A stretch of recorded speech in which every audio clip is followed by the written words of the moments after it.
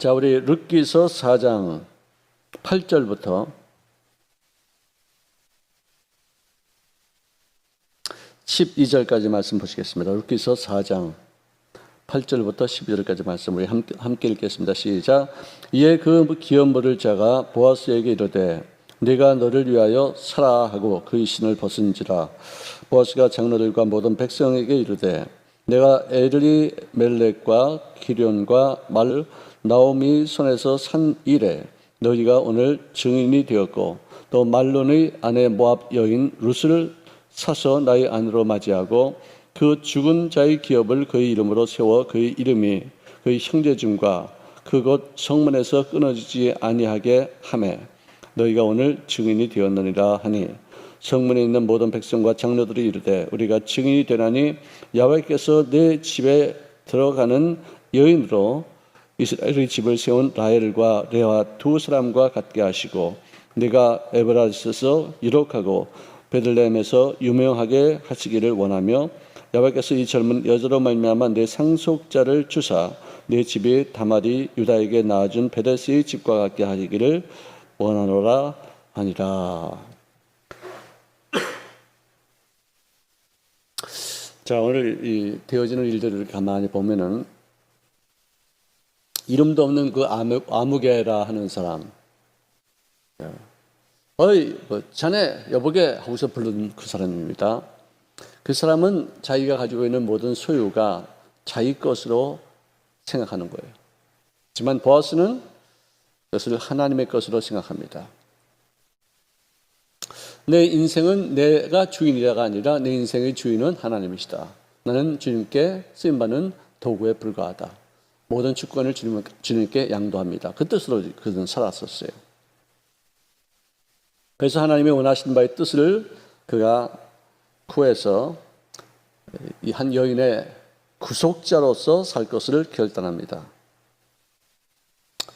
헌신과 희생의 길을 간 이 보아스를 하나님께서 손해보게 하셨을까요? 제가 늘 드리는 말씀은 기독교에는 희생은 없다.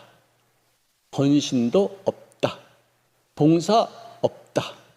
왜? 전부 다 하나님이 나에게 보상하시니까, 갚아주시니까 난 희생한 것이 아무도 없고 오히려 투자한 그 결과로 30배, 60배, 100배의 결실을 얻게 되었다. 이게 제가 살아온 인생이었었어요. 아마 누구에게나 그것이 적용만 되면 그런 것을 하나님께서 은총을 허락하시는데 자그마한 손실 때문에 책임을 회피한 이 아무개는 이름조차도 알 수 없는 시시껄렁한 존재로 신발까지 벗어서 바치는 침뱉음 당하지 않은 것이 참 다행인 어떤 그런 모습으로 우리에게 보여주고 있어요. 하지만 이 보아스는 위대한 인류 구속 역사의 주인공이 될 수 있었다. 자, 그러므로 여러분들 나를 만들어가는 능력이 과거에 있습니까? 미래에 있습니까? 얘기해 보세요. 우리 막내 우리 전도사님, 나를 만들어가는 능력이 과거에 있습니까? 미래에 있습니까? 점쟁이한테 찾아가면 과거의 것을 다 맞춰요.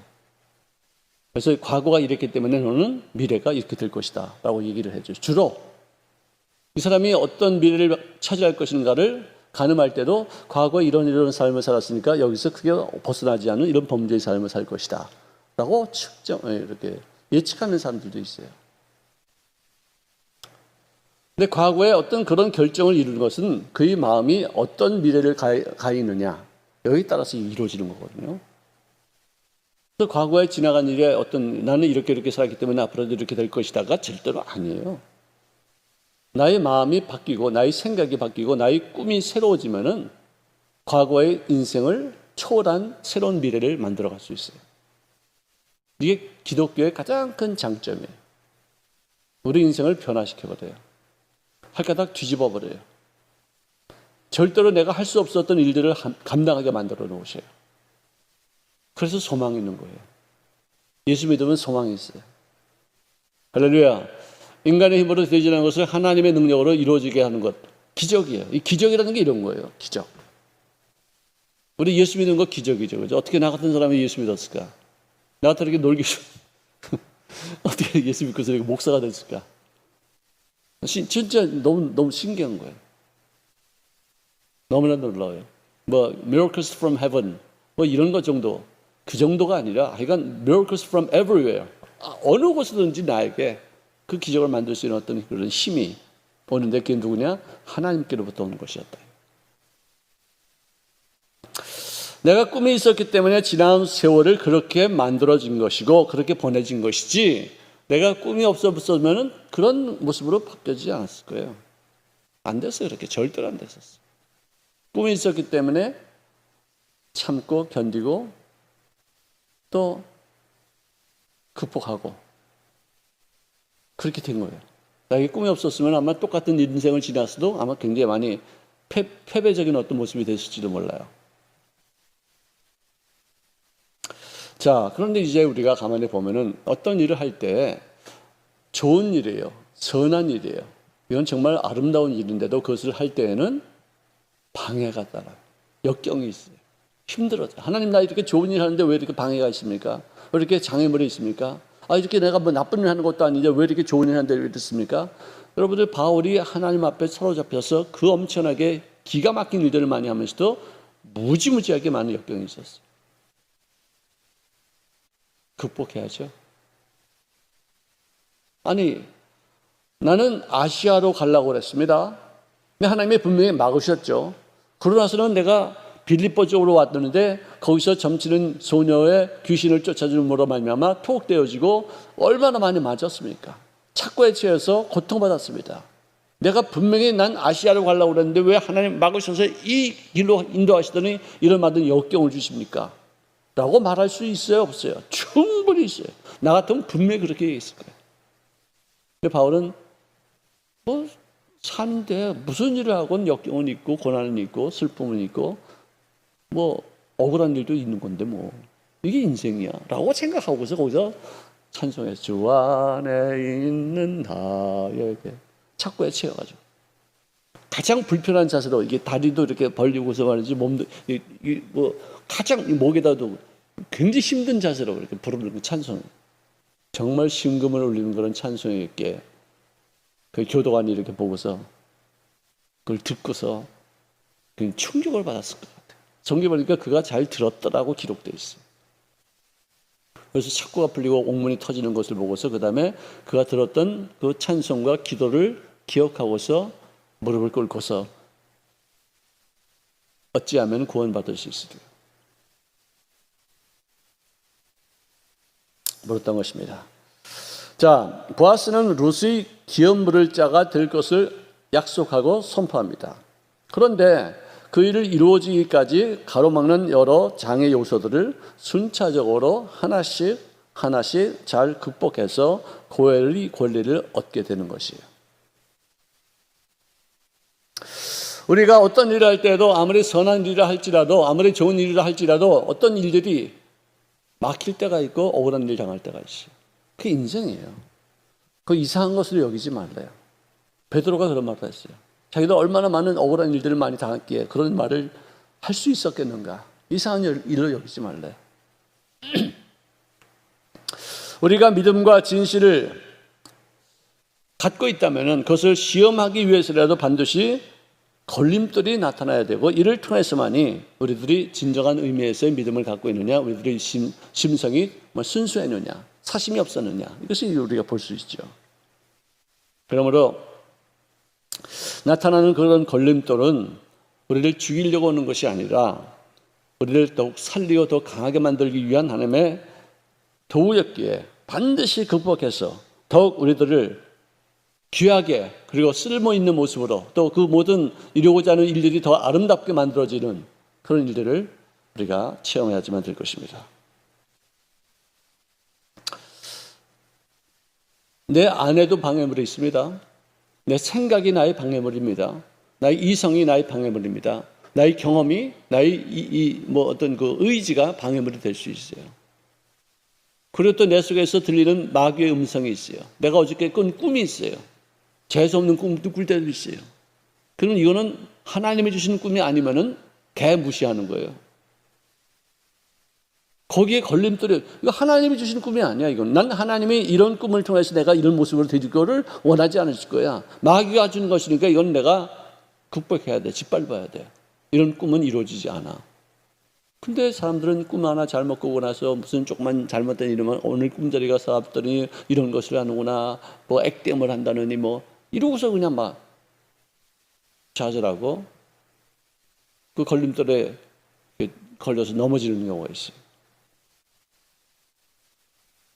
참 진짜 우리 예수 믿는 게 얼마나 참 귀한 것인지 몰라요. 내가 자주 얘기하죠. 우리 어렸을 때 길 가다가 신발 이렇게 해서 딱 던져, 발로 그냥. 그래서 그래 쭉 날아가다가 딱 제대로 쓰면 오늘 재수가 좋은 날이고, 이게 엎어지면은 재수 더럽게 없는 날이에요. 응?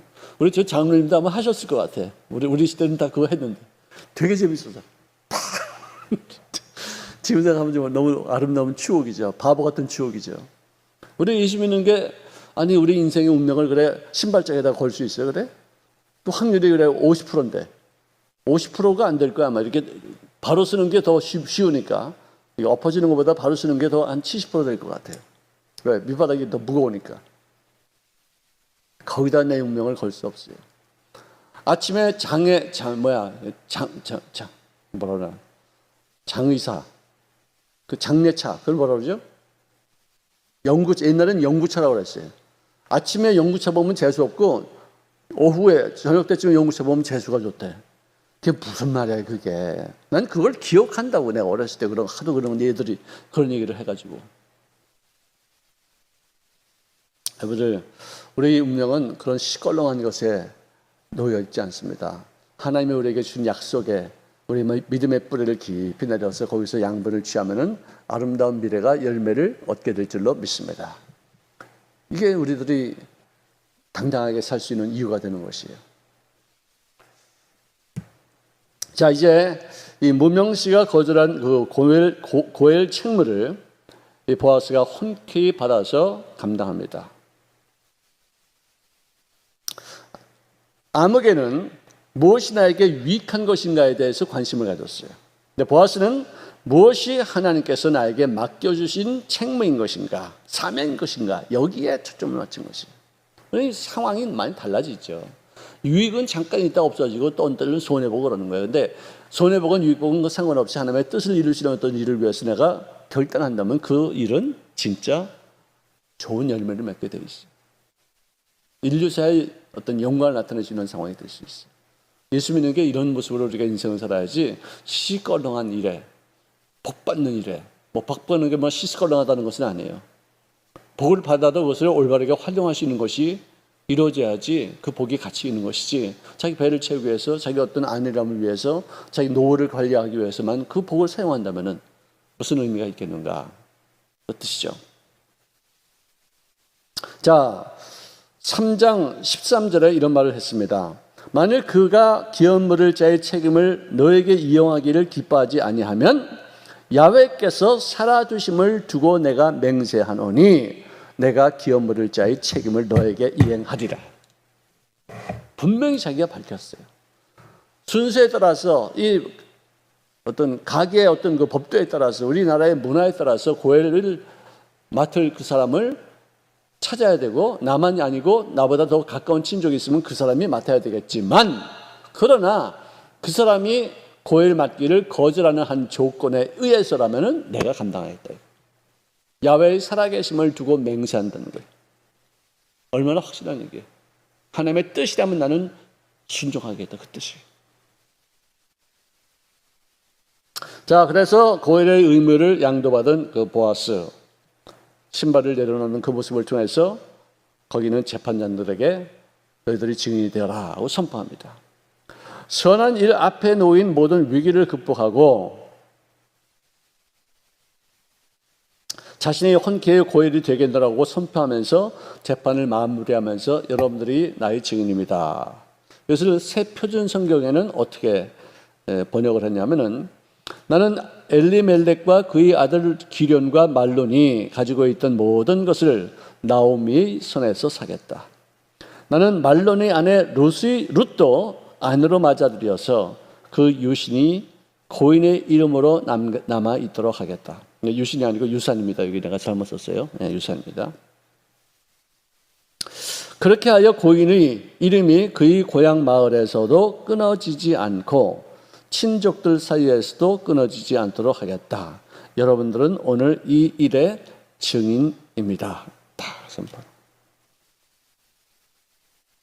자, 그러니 우리 인생이 언제 어느 팀에 어떻게 역전 드라마를 쓸지 모르잖아요. 저는 아침에 바른 예배를 드리고 점심 때 결혼식을 하고 저녁 때 돌잔치 하는 그럴 때도 있어요. 내가 진짜 어디다가 얼굴 표정을 내가 맞춰야 될지 몰라요. 옛날에 예수 믿기 전에 장례를 치르는 건 하루 종일 슬픈 거예요. 근데 중간에 점심 때 결혼 주례가 있어요. 거기는 진짜 잔치예요. 거기다가 또 저녁 때 돌잔치는 뭐 진짜 경산하는 잔치 아니겠어요? 이게 인생이에요. 이게 인생이에요. 언제 어떻게 될지 몰라요. 슬프다고 슬퍼하지 말고 기쁘다고 너무 좋아하지도 말으세요. 굴곡이 다 있어요. 자, 이 룻기는 1장의 장례식으로 문이 열립니다. 아버지와 장성한 두 아들의 죽음 앞에서 통곡하는 나오미와 두 며느리가 있습니다. 자, 그렇지만 이 룻기 4장 이 끝부분에서는 결혼식이 거행되는 거예요. 신혼의 달콤한 입맞춤으로 마지막 장을 장식하게 됩니다. 룻기의 끝은 유쾌하고 기쁨의 해피엔딩으로 끝나는 아름다운 역전 드라마였다. 우리 인생도 이렇게 역전 드라마를 씁시다. 지금 현재의 고난이 있다 할지라도 장차 다가올 영광에 좋게 비교할 수 없다고 우리는 이미 넉넉히 이기는 애다. We are the more than conqueror. 이게 한국말은 넉넉히 이긴다. 그러면 약간 이기는 것도 아니고 겨우 이기는 것도 아니고 풍성하게 이긴다고 이렇게 표현되어 있는데 영어 성에는 너는 정복자 이상이야. You are more than a conqueror. 정복자는 모든 것을 다 정복한 사람 아니야. 그 이상이다. 그러니까 넉넉히 이기는데 표현이 명사로 쓰니까 더 강력하게도 부딪히는 것 같아요.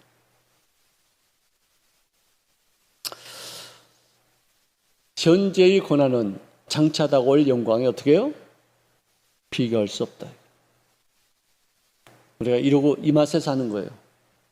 앞으로 있을 일들을 꿈꾸고 과거를 자꾸만 생각하면은 과거가 나에게 영향력을 줘요. 근데 미래를 생각하면 미래가 나를 만들어가요. 우리를 과거가 나에게 힘쓰지 않냐고 미래가 나를 만들어가는 그것도 긍정적인 미래가 나를 만들어가는 여성이 될 수 있기를 주의 이름으로 축복합니다. 기도하겠습니다. 사랑하시는 주님 고맙습니다. 과거에 붙잡혀서 연연하는 자가 되지 않게 도와주시옵시고 하나님께서 우리에게 주시는 아름다운 꿈을 가지는 미래를 통해서 그 미래의 인도하심을 받으시는 저들의 생애가 되어지게 도와주시사 아침에는 슬픔이 온다 할지라도 저녁에는 더욱더 큰 기쁨을 체험하는 지를 되어지게 도와주시옵시고 밤에는 울음이 깊숙하다 할지라도 그 다음날 새벽에는 놀라운 기쁨이 체험되어지는 역전 드라마 인생을 살게 하여 주시옵소서. 예수의 이름으로 간절히 축복하며 기도합니다. 아멘.